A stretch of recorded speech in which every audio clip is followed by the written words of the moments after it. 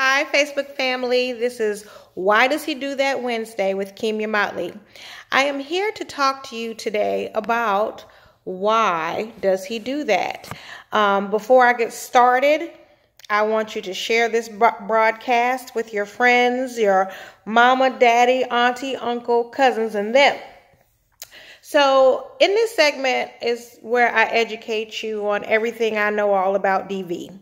And I share my experiences with you. Most of what I share with you comes from my own experience, or it comes from this amazing book I've been reading, Why Does He Do That?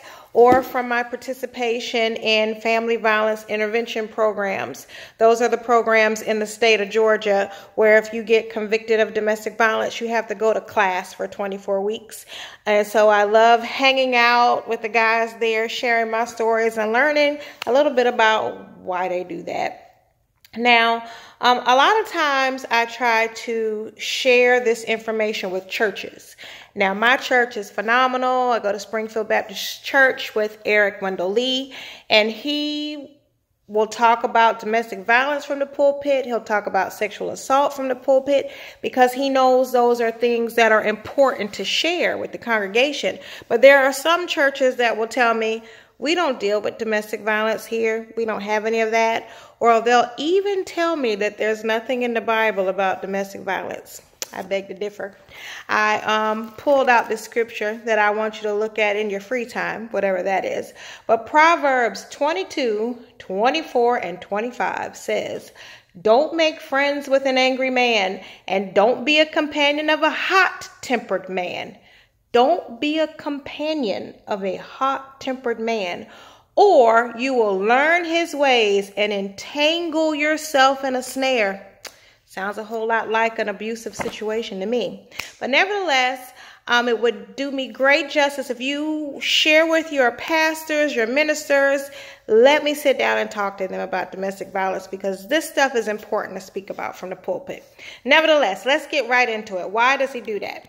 Now, I've shared with you for 2 weeks 6 different types of abusers, and today I'm going to share with you 3 more. So you're going to meet the hot boy, the terrorist, and the victim. The hot boy, the terrorist, and the victim. Now, abusers' tactics don't really change or vary much between types of abusers. Ultimately, their goals are the same.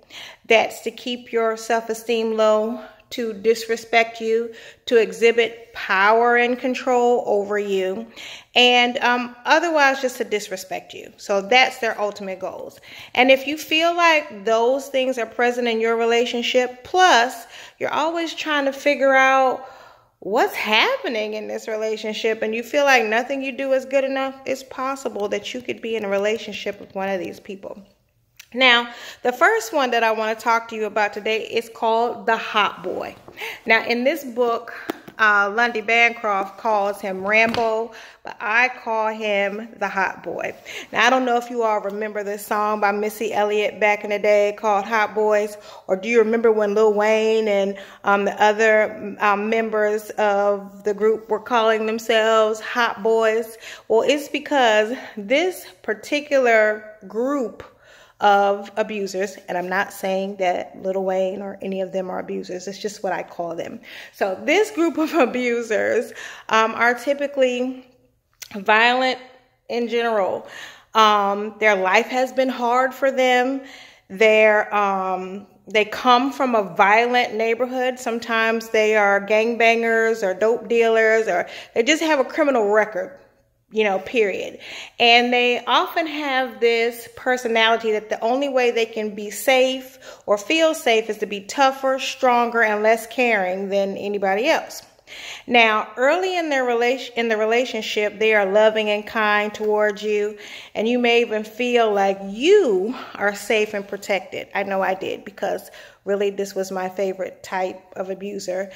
And I say that because you have to examine what about you keeps attracting this type of man. So over the course of my life, I was always with the hot boys.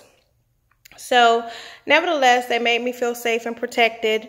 They made me feel like if I left one hot boy and I got in a relationship with another one, that the number 2 guy would keep me safe from the number 1 guy. But ultimately, they lack respect for women in general. Look at the movies they look at, the music they listen to the conversations that they have with, their friends, their homeboys. And you are probably in relationship with the hot boys. And our music culture makes it seem like the ideal. Where I grew up in a neighborhood that was poor, and when I lived with my mom, and all of the girls that I hung out with, they wanted hot boys too. The thing to do was to be with that guy that sold dope or was the gangbanger. But what we took on as part of the culture of being with someone like that, we realized that sometimes we might get beaten, and we accepted that as normal, and it's not. Now, number 2 is the victim. Again, for the victim, life has been hard for him, but he takes it to heart. His ex-partners, and specifically his mother or father, mistreated him. Usually the victim has mommy issues, big time mommy issues. Everyone is always wronging him. And then because you feel like he's a wounded puppy, you have compassion towards him. You may even feel sorry for him. And because we as women are caregivers, we're empathetic, we feel like we're responsible for them, and we can make the difference in his life. If we just love on him a little bit more and show him the love that he should have got from his mama, then he will change. But he doesn't. Now, how can you tell the difference between a true victim and the victim that is trying to use this mask as a way to manipulate you? Well, I'm going to need you to listen a little bit deeper in the conversations that you have with the victim. Does he make degrading comments about women in general? Does he, when he talks about past relationships, does he make it seem like everything is her fault? Now, I'm going to tell you, I've been guilty of this myself, because most of the relationships that I have been in have been abusive. So a lot of times I would say, well, I never did anything wrong. It was always them. But if you are mature, emotionally mature and spiritually mature, then you will begin to assess, like I said earlier, well, what was it about me that attracted that? And what was it about my personality or my mindset that continued to accept these things? So even when you are being victimized in a relationship, there may be something that you could discover about yourself, especially through support groups and things like that, so that you're not repeating those relationships. But nevertheless, the victim never says that he was the cause of the relationship going wrong. I'm going to pause right there, because I know I've been saying he a lot, and I know that women can be perpetrators of domestic violence, so don't come at me with that. But women report it far more than men do, and the cases are more severe. So for the purpose of our conversations, the abuser in my videos will most likely be a him, and the victim will most likely be a her. Okay, so that's why. All right, so when I told you to pay attention to what the victim says, if he is always self-centered on his wounds and he doesn't care about what's going on with you, you're probably dealing with a victim. Now, here's something that I want you to pay close attention to. Oftentimes, the victim will say that he is the recipient of abuse by his ex-partner. He'll say his ex-partner beat him, things of that nature. Now, I'm not saying that doesn't happen, because it does. But what I'm saying is, when you have all these other things in place, like making degrading comments about other women, saying everything was the ex-partner's fault, saying that she was beating him, I want you to investigate a little further if you can, without getting yourself into trouble. Find out from friends and family, was she hitting him? Find out from her if there was abuse going on. Now, the thing about the victim is that if you have children with him, he'll try to get the children to feel sorry for him too. So they have a gang up mentality where the man and the father and the children will gang up against you when you're not doing and having everything revolve around him, his life, and his wounds. And I need you to be prepared. If you choose to leave him, the victim will fight you for custody of those children, and he'll even tell the court that you were abusive to him in order to gain control of those children. So I need you to be aware of that. Now, also know that it's probably very difficult for you to leave the victim because you feel sorry for him. His mama didn't treat him right. His daddy didn't treat him right. Everybody treats him wrong. So you may feel like you can't leave him either, that you're just adding to the problem. You might be worried that he might commit suicide. You might be worried that you don't want to add to his pain, but you can't do it because there's nothing you can do to help the victim. And finally is the terrorist. The terrorist is the most dangerous that I'm going to share with you today. The terrorist will kill. Hear me. He will kill. There's no ifs, ands, or buts about it. This type of abuser will go to the end game. Now, what's funny about the terrorist is oftentimes this type of abuser will never touch you. He'll never beat you. He'll never hit you. But he'll sure warn you and make you think that's what's going to happen. He is highly controlling and demanding. And he lets you know that if you step out of line, there are dangerous consequences for that. For example, this type of abuser may pull out his gun and clean it because you make him angry. There was an example in the book that I was telling you about where the wife told the husband that she was going to leave, and he killed an animal and spilled the blood of the animal in front of the house to, give her the impression, you try it and see what happens, So they're constantly, and they're even sadistic. They get pleasure out of watching you squirm, out of watching you be in fear. Now, and they threaten a lot. I said that in the beginning. Now, I need to be clear about something. The majority of abusers threaten, but they're not going to do anything about it. As a matter of fact, when I go and tell my story at the FVIP programs, sometimes the men will say, oh, we threaten our wives and girlfriends all the time. We don't carry that out. As a matter of fact, that's why I didn't pay any attention when my ex-husband threatened me, because every boyfriend that I had before it threatened me. I had some threaten to throw me off a balcony. I had one threaten to pay a crackhead $15 and knock me off. They didn't do those things. I was still here, so I didn't pay any attention to it when my ex-husband said it. But I need you to take every threat seriously, because you don't know which ones are real and which ones aren't. So I need you to keep that in mind. Now, this type of abuser was probably severely abused as a child.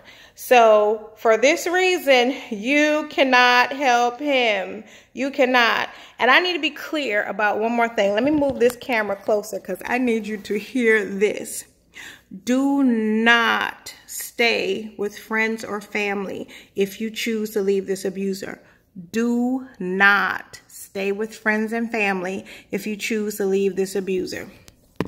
I had to say that closer, because if you do, he will threaten to hurt them. When you hear things in the news about the terrorist hurting the woman and hurting her whole family, hurting her friends, it's probably because she went to go and stay with them. The best thing, if you choose to leave, is to go to a shelter.